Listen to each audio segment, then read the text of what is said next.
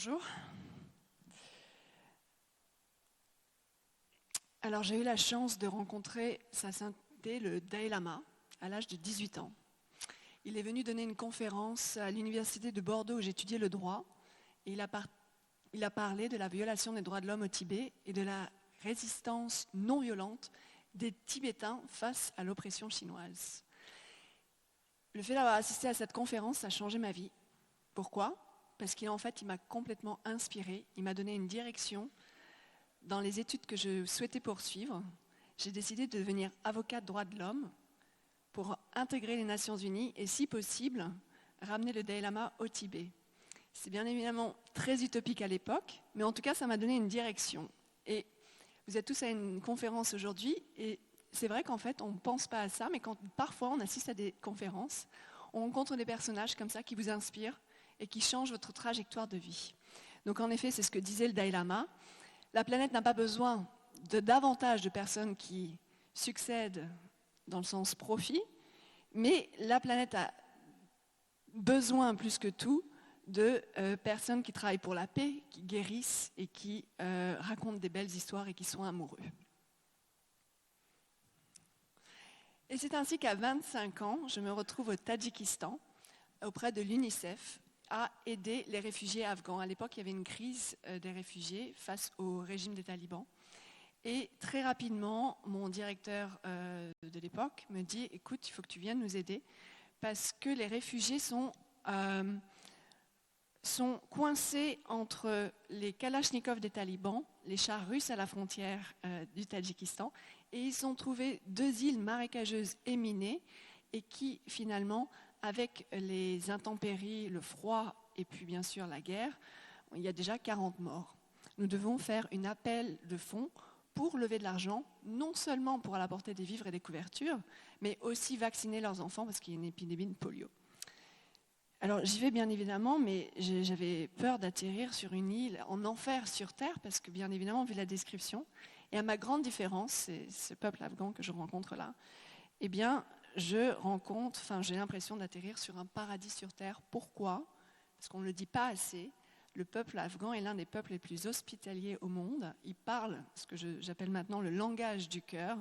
Puisqu'ils ont tout perdu, ils donnent tout. Je vous donne un exemple. Une des femmes qui était parmi ces réfugiés est partie de chez elle avec de la farine dans les poches, avec la boue des marécages. Elle avait confectionné un four tandoor. Et elle nous a confectionné des galettes, qui étaient sa seule richesse, pour nous remercier d'être venus en aide auprès de ses enfants.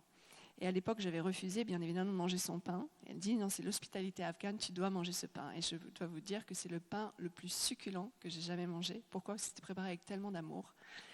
Ça a changé ma vie de rencontrer ce peuple de réfugiés afghans.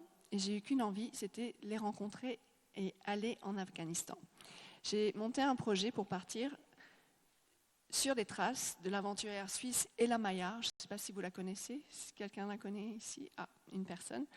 C'est une aventurière suisse qui était avant-gardiste, qui dans les années 30 a traversé la Chine d'est en ouest avec Peter Fleming, et qui a fait Genève-Kaboul également en voiture avec sa meilleure amie, et qui a passé toutes les années de guerre dans le sud de l'Inde auprès d'un maître spirituel qui s'appelle Sri Ramana Ramanashi à Tirumalavalai, où elle s'est plus ouverte au mysticisme et à la spiritualité. Je l'avais contactée, j'avais lu tous ses récits et elle m'a donné rendez-vous et elle est morte juste avant le rendez-vous. Donc j'ai eu l'idée de la rencontrer différemment, prendre tous ses livres, toutes ses photos et repartir dans tous les pays où elle a voyagé pour comparer 70 ans après ce qui avait changé. Et il se fait qu'elle avait en effet passé beaucoup de temps en Afghanistan. Donc j'ai tout fait pour aller en Afghanistan. J'ai motivé le directeur de l'Alliance française pour qu'il m'aide à obtenir un visa. Et très gentiment, il m'a présenté au neveu d'un chef taliban, c'était le deputy minister, donc c'était le ministre adjoint des Affaires étrangères. Et je lui ai soumis le souhait d'aller en Afghanistan, mais c'était encore à l'époque des talibans. Et il a appelé son oncle, et quand son oncle lui a demandé mon nom, il a pris mon passeport. Et quand il a lu mon nom sur le passeport, il a dit de façon farsi, en persan, elle s'appelle, donc je m'appelle Amandine Roche, mais il a dit, elle s'appelle Amanuddin Roche. Ce à quoi son oncle a répondu, elle n'a pas besoin de visa, elle est déjà afghane. Alors je dis, pourquoi ? Qu'est-ce qui vous fait dire ça ? Et il m'a expliqué que tout simplement, le nom que je portais avait une signification en Afghanistan. Donc j'ai demandé quelle était cette signification. Aman signifie la paix, la sécurité, Din la religion et Rosh la joie. Aman Din Rosh signifie l'heureuse gardienne de la paix. Donc quand son oncle a vu que l'heureuse gardienne de la paix postulait pour un visa, il s'est dit c'est un signe d'Allah, tu es la bienvenue en Afghanistan, tu seras invité d'honneur en Afghanistan. Ce à quoi le directeur de l'Alliance française a voulu se joindre à ce voyage. On lui a donné un visa, nous sommes partis ensemble. Et le hasard a fait que nous sommes arrivés à Kaboul le 11 septembre 2001. Pourquoi je dis ça ? Parce que nous étions à l'époque dans l'œil du cyclone. Très vite, nous avons appris que George Bush voulait bombarder l'Afghanistan puisque Ben Laden était caché en Afghanistan. Et nous avons dû fuir ce pays.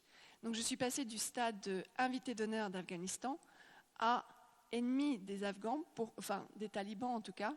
Pourquoi ? Puisqu'à l'époque, Jacques Chirac voulait aussi bombarder l'Afghanistan. Donc j'ai été détenue et échangée à la frontière afghane avant les bombardements américains. Et en étant relâchée à la frontière afghane, une petite afghane m'a demandé de la sauver. Et je n'ai pas malheureusement pu la sauver, mais je lui ai promis que je reviendrai. Et c'est ce que j'ai fait. Je suis revenue en Afghanistan. En septembre 2003, nous avons fait avec des amis une expédition Paris-Kaboul en voiture. Et arrivée finalement en 2003, j'ai rejoint les Nations Unies et je suis devenue directrice du bureau d'éducation civique, à savoir expliquer à la population qu'est-ce que les droits de l'homme, qu'est-ce que la démocratie, et surtout faire du woman empowerment. Il n'y a pas vraiment de traduction française, on dit l'autonomisation des femmes, mais ce n'est pas très beau. Je préfère dire woman empowerment, à savoir expliquer à la population, donc ça c'était mon équipe de Kouchi, les nomades qui sont analphabètes, donc on devait aussi expliquer sans passer par les mots, qu'est-ce que la démocratie, les droits de l'homme, qu'est-ce qu'un président, qu'est-ce qu'une constitution, qu'est-ce qu'un parlement, qu'est-ce que des élections, puisqu'ils sortaient du régime taliban. Et en effet, c'était fascinant. Pourquoi ? Parce que nous faisions des campagnes porte à porte pour permettre aux femmes de sortir de chez elles. Elles étaient timorées face au régime taliban passé et elles n'osaient pas prendre leur destin en main. Et on leur expliquait, et maintenant il y a égalité hommes-femmes, vous pouvez aussi devenir des leaders, vous pouvez aussi devenir des députés et des sénateurs, on peut aussi vous aider à faire vos campagnes électorales. Et c'est ainsi que nous avons formé des femmes qui sont professeurs, médecins, psychologues, à être des éducateurs civiques et surtout à enregistrer les femmes à leur droit de vote. Là, c'est en l'occurrence un cours d'éducation civique où on leur montre le bulletin de vote, à quoi ressemblera le bulletin de vote. Autant vous dire que c'était un job qui me passionnait puisque je suis spécialiste des droits de l'homme. C'était un terrain de jeu fascinant, surtout à la fin de cette chute des talibans. Et notre plus grande récompense, c'était en octobre 2004, quand finalement les femmes ont répondu à l'appel et elles se sont présentées. Elles sont venues voter, indépendamment du fait que les talibans à l'époque disaient qu'ils allaient se faire exploser dans les bureaux de vote déguisés en burqa. Elles ont pris leur courage à deux mains, coûte que coûte, quitte à perdre leur vie, elles sont venues voter. Malheureusement, très rapidement, donc ça c'est symbolique, cette femme me montre aussi sa fierté parce qu'elle a son doigt empreint d'encre, puisqu'à chaque fois que vous votez, vous devez mettre votre doigt dans l'encre indélébile pour prouver que vous avez voté. Malheureusement, très rapidement, au moment du dépouillement des voix, 3 de mes collègues internationaux avec qui je travaillais, Anita, Andrelito et Chipe, ont été kidnappés devant mon bureau. Et l'ONU pensait qu'ils ont été kidnappés parce qu'on nous reprochait d'avoir fait du favoritisme pour Hamid Karzai, qui était le candidat préféré des Américains. Ce à quoi l'ONU a décidé de m'évacuer. Et m'a évacué en France, de peur qu'on me kidnappe. Donc pendant 1 mois, ces 3 collègues passaient régulièrement sur Al Jazeera, BBC, puisque les ravisseurs avaient envoyé une vidéo, et on les voyait avec une Kalachnikov sur la tête, en disant « libérez-nous, libérez-nous ». Je vous dis ça pourquoi ? Parce que quand j'ai été évacuée, en fait, j'ai fait ce que j'ai appris récemment, c'est un syndrome de l'intestin irritable, à savoir, je suis rentrée en France avec un ventre d'une femme enceinte de 3 mois. Tout le monde m'a félicité. Et je dis non, je ne suis pas enceinte, je suis désolée, je ne sais pas, il faut que je voie, j'ai un problème de digestion. J'ai fait une biopsie, et dans la biopsie, j'ai réalisé qu'en fait, j'avais tellement été stressée par toutes les menaces de mort qu'on recevait de manière quotidienne en Afghanistan, que en fait mon corps a fait airbag. Il ne pouvait plus digérer la souffrance, la peine et les pressions extérieures, le stress. Et on m'a proposé, le médecin à l'époque, c'était en 2004, m'a proposé, donc il y a 15 ans, des petites pilules un peu chimiothérapie pour éviter qu'il se répandent des cellules cancéreuses. Et là j'ai pris peur parce que je n'avais pas 30 ans et je me suis dit, comment puis-je maltraiter mon corps à ce point? Comment ai-je pu arriver à un stade d'avoir un cancer de l'estomac alors que j'étais partie là-bas pour aider et je me suis complètement oubliée. Et en fait, j'ai choisi une autre solution. Je n'ai pas fait de chimiothérapie. Ah, alors attendez. Voilà, donc comment je reviens? Voilà. Donc en fait, j'ai découvert que je souffrais de stress post-traumatique. Ça, on ne l'explique pas. Pour moi, c'était les vétérans de l'armée américaine. Je ne pensais pas qu'en effet, ce qu'on appelle un stress vicaire en français, c'est-à-dire même si vous n'êtes pas en ligne de front comme un soldat, le simple fait de travailler avec des populations qui à longueur de journée vous racontent des histoires et qui, bien même, vous êtes aussi menacés, vous développez un stress post-traumatique. On en a parlé juste un peu avant. Stress post-traumatique, en fait, c'est un dysfonctionnement corps, âme et esprit. Donc voilà les différents aspects. On a des dysrégulations de l'émotion, on se isole. Et puis il y a aussi d'autres facteurs que je voulais partager avec vous, puisqu'on peut trouver en fait du stress post-traumatique aussi au sein des entreprises. On peut avoir bien évidemment des cauchemars, des flashbacks. On se détache d'autrui, on n'arrive plus à connecter, on est irritable. Voilà, c'est des tsunamis d'émotions. Ou hyper vigilant, on devient parano. Et en tout cas, on n'arrive plus à vraiment vivre en société. Et au lieu de prendre ces pilules chimiothérapiques, à la place, j'ai décidé de faire de l'Ayurveda. Qui connaît l'Ayurveda ici, pour voir si je dois expliquer ou pas? Voilà. Donc c'est médecine ancestrale de l'Inde, en fait. Donc pendant 3 mois, j'ai rencontré un guérisseur ayurvédique à Marseille, où à l'époque j'écrivais un livre pour expliquer mon expérience, qui est sorti depuis chez Robert Laffont. Et tous les jours, alors que j'écrivais ce livre, tous les jours, je prenais mon petit vélo et j'allais pendant 1 ou 2 heures me faire soigner à base d'huile, de massage et d'herbes. Et au bout de 3 mois, il m'a guéri. Il m'a guéri, mais la première fois quand je l'ai vu, je me souviens, il a touché mon ventre et il m'a dit « Mais où avez-vous été? Je vois des bombardements, je vois des assassinats, je vois des enlèvements, de la poudre à canon. Vous n'étiez pas en France, où étiez-vous » Et j'étais en Afghanistan pendant 2 ans. Il m'a dit « Je dois vous expliquer quelque chose. Vous êtes de nature empathique, à savoir, votre corps fait éponge. On vous met dans un environnement qui est... » Ah, il me reste 5 minutes, ok. On vous met dans un environnement qui est absolument pas adapté. Et vous prenez toute la négativité du lieu. Donc je vous interdis de retourner en Afghanistan si vous n'apprenez pas à méditer, puisque c'est votre façon de vous protéger. Donc au lieu de retourner en Afghanistan, j'ai décidé de repartir en Inde, retrouver le Dalai Lama qui m'avait inspiré, et je me suis rappelé que ce n'était pas une autorité seulement temporelle, mais aussi spirituelle. Et là, lors d'un discours, il nous a dit, vous ne pouvez pas importer la paix extérieure si vous ne vous concentrez pas à votre paix intérieure. Et ça a résonné en moi. Je me suis dit, qui suis-je pour travailler pour les Nations Unies si je n'incarne pas ce que je prêche? Je suis une fraude. Si je suis dépressive, si je suis anxieuse, si je suis nostalgique, autant rester chez moi, autant prendre soin de moi. Et c'est comme ça que j'ai pris mon sac à dos et j'ai fait le tour de l'Inde. Je suis partie à la rencontre des maîtres spirituels qui incarnent la paix intérieure. J'ai passé beaucoup de temps dans l'ashram de Gandhi à prendre les vœux de non-violence, ne pas tuer, ne pas mentir, ne pas voler, ne pas prendre d'intoxicants et ne pas avoir de méconduite sexuelle.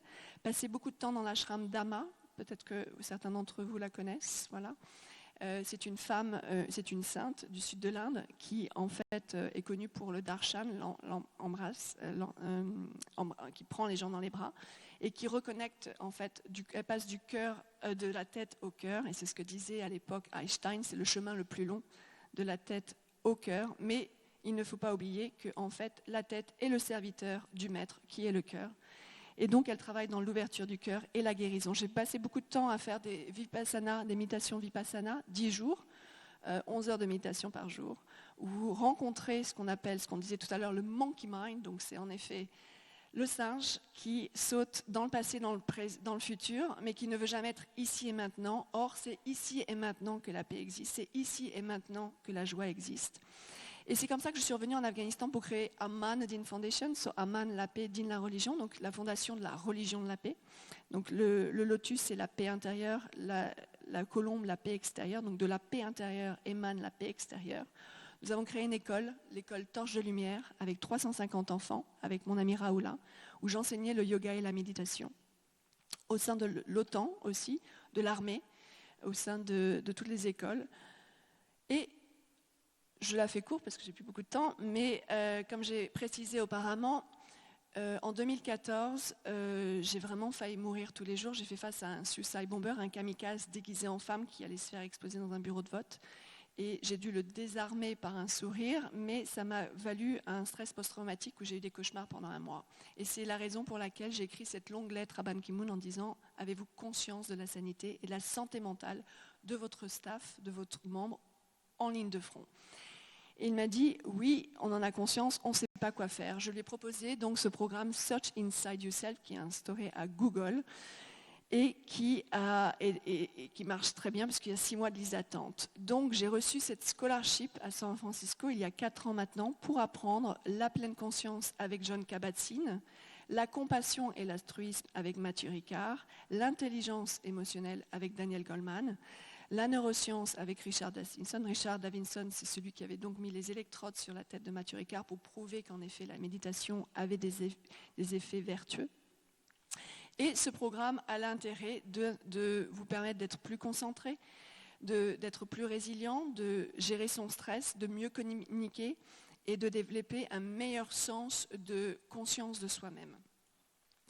Et je suis partie en Haïti et j'ai créé après le Inner Peace Corps pour implanter le Inner Peacekeeping. Donc c'est 2 jours de formation où on apprend 20 outils de paix intérieure. Et non seulement on apprend ces 20 outils, on les met en pratique, mais on a un suivi en ligne pendant 1 mois où on met tous les jours en pratique. Parce qu'on crée une habitude au bout de 21 jours. Donc c'est 21 jours de mise en pratique. Et on fait une évaluation avant de faire le programme, après le programme et après le 1 mois de formation. Ça a été approuvé par les Nations Unies et ça répond à l'objectif de développement durable du bien-être pour tous. Donc ça a été enseigné en Jordanie auprès des humanitaires qui travaillent auprès des réfugiés syriens, au Liban auprès des humanitaires qui travaillent avec les réfugiés palestiniens, en Libye auprès des leaders qui ont été attaqués par Daesh. Et pourquoi Gouchi? Quand j'ai donné une conférence comme celle-là, à la fin de la conférence, une femme très bien habillée vient me voir en disant « Je veux travailler avec vous ». Et elle me donne sa carte, c'était la directrice de Gouchi aux États-Unis.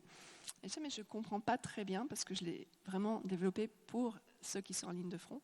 Et là, elle m'a fait prendre conscience d'une chose, c'est qu'en effet, au sein de son entreprise, Gouchi, c'était une guerre intérieure. À savoir, elle disait « Mon équipe se tue à faire des costumes ou à faire des robes, mais en fait, ils ont perdu un sens à leur existence. Donc en fait, ils ont perdu un sens à leur vie. Et j'ai un taux de suicide élevé, j'ai un taux de démission élevé, j'ai un taux de management du stress. Enfin, je ne sais plus quoi faire. Et je pense que votre programme pourrait nous aider. » Et je me suis dit, elle a raison finalement, peu importe la cause du stress, si les symptômes sont les mêmes, les remèdes peuvent marcher. Et c'est comme ça que j'ai commencé à enseigner ce programme auprès de tous les fonctionnaires internationaux à Genève, aux Nations Unies, à Paris auprès des dirigeants du CAC 40, tous les directeurs des ressources humaines, et récemment à Nantes, à l'extérieur, à Challonges. Voilà, et le résultat est probant. Quand on fait ce programme, les symptômes de dépression baissent, d'anxiété baissent, de surmenage baissent, on dort mieux, on respire mieux, on est plus en paix avec soi-même et on prend plus soin de soi. Voilà, puisque je dois finir, je voulais terminer par cette légende du colibri. Tout le monde la connaît puisqu'on est en France avec Pierre Rabhi.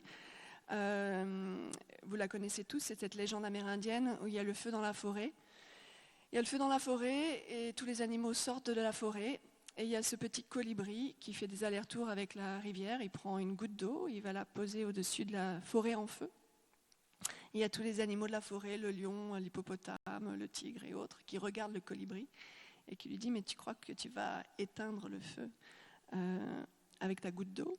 Ce à quoi le colibri leur répond « Oui, mais au moins je fais ma part. » Et je me retourne vers vous pour vous demander « Et vous, quelle part faites-vous pour la paix dans le monde ?» Merci.